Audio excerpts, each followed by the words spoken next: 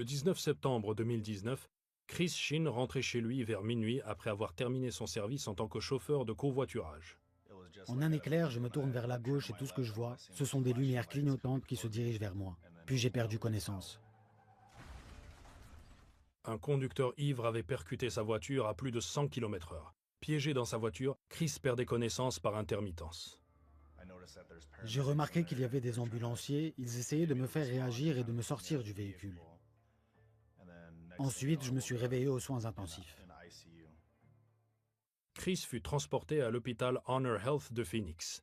Il présentait plusieurs blessures potentiellement mortelles. Affaissement des poumons, rupture de la rate et hémorragie interne. Il souffrait également de plusieurs fractures, notamment aux hanches et aux genoux. Compte tenu de la gravité de ses blessures, personne ne s'attendait à ce qu'il survive à la nuit. Son pasteur, Zeke Rodriguez, se précipita à l'hôpital dès qu'il apprit la nouvelle. C'était grave.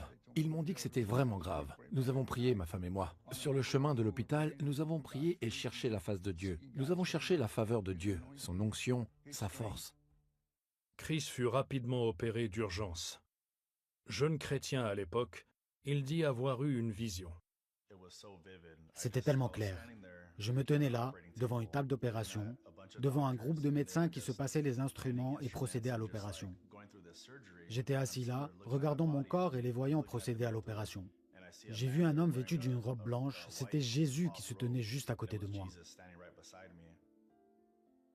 Après plusieurs interventions chirurgicales consécutives, Chris fut transporté aux soins intensifs dans un état critique. Sa famille et les membres de son église continuèrent à prier alors qu'il s'accrochait à la vie. S'il survivait, on ne s'attendait pas à ce qu'il puisse un jour retrouver une vie normale. Je refusais de voir les circonstances et d'écouter les nouvelles que j'entendais. J'ai commencé à lui insuffler la vie, j'ai prévenu l'Église. Tout de suite, nous avons eu des équipes de prière. Nous avons toujours eu des équipes de prière, des intercesseurs qui intercèdent. J'ai senti les prières et le pasteur Zeke était là et priait pour moi. C'était un grand encouragement et ça me donnait la foi. Miraculeusement, après une semaine aux soins intensifs, l'état de Chris se stabilisa. Il fut ensuite transféré au Lincoln Medical Center pour entamer son long et difficile chemin vers la guérison. Il commença également à apprendre à dépendre de Dieu pour obtenir force et guérison. Lorsque j'ai commencé à y aller, il m'était difficile de faire de la thérapie en fauteuil roulant. J'ai continué à prier. Ce verset Philippiens 4,13 me tenait vraiment à cœur. Je sais qu'il s'agit d'un texte très courant, mais il avait une telle signification pour moi. Je devais m'appuyer sur Christ dans tout ce que je traversais. Je devais m'appuyer sur lui, j'avais besoin de sa force. Quelque chose d'autre le poussait à surmonter la douleur. Je me suis dit que je ne pouvais pas être comme ça parce que mes enfants avaient besoin de moi. Je ne pensais même pas à moi, ce n'était pas de l'égoïsme. Je devais faire cela pour mes enfants. Je m'efforçais de marcher à nouveau. Un peu plus d'un mois après son entrée dans l'établissement, Chris marchait sans assistance. 2 semaines plus tard, il avait terminé sa rééducation et était rentré chez lui. Chris raconte que le personnel était choqué. Ils étaient complètement stupéfaits. Je leur ai dit que c'était la force de Dieu.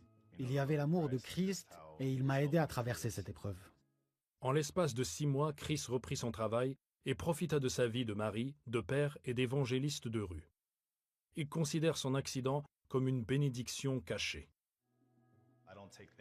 Je ne considère pas les choses comme acquises. Je crois vraiment que ce que j'ai vécu était dramatique. C'était une grosse tempête et une grosse épreuve.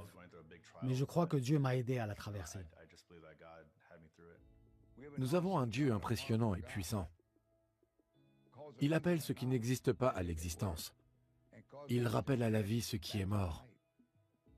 Je dis toujours que les miracles ne se produisent pas là où on en a besoin. Les miracles se produisent là où ils sont désirés. Cet homme désirait un miracle. Je sais que Dieu guérit encore aujourd'hui, parce que j'en suis un témoignage vivant. Je crois que c'est le but de mon accident et de ma guérison. C'est la raison pour laquelle je partage mon témoignage avec beaucoup de gens. Je veux renforcer la foi des gens. Faire savoir aux gens que lorsqu'ils traversent une tempête, une épreuve ou une situation, ils doivent s'appuyer sur Dieu et avoir la foi qu'ils s'en sortiront.